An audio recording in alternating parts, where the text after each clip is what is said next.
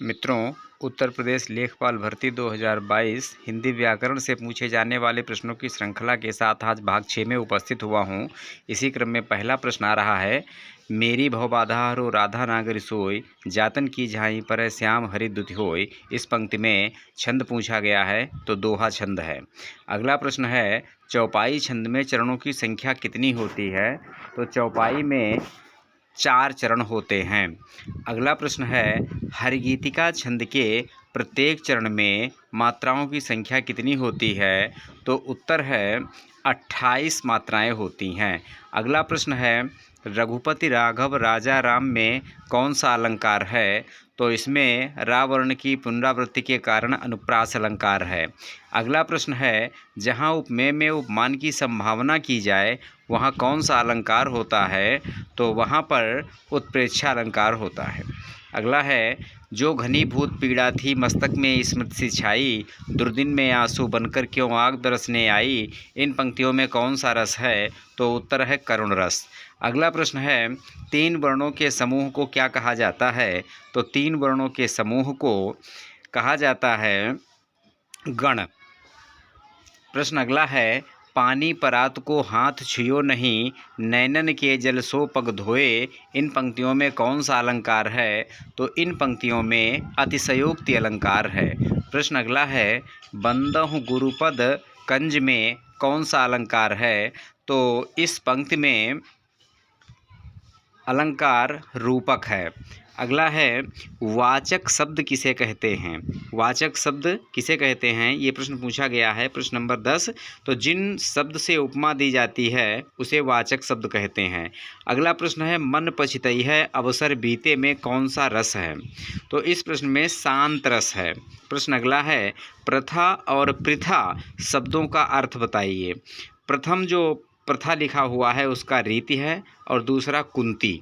प्रश्न अगला है, उपसर्ग का प्रयोग कहाँ कहाँ होता है? तो उपसर्ग का प्रयोग सदैव शब्द के आगे होता है। इसी क्रम में अगला प्रश्न है, प्रत्यय का प्रयोग कहाँ होता है? तो इसका प्रयोग जो है शब्द के पीछे होता है। अगला प्रश्न है, विसर्ग के साथ स्वर अथवा व्यंजन के योग से कौन सी संधि बनती है? तो उत्तर होगा विसर्ग संधि बनती है।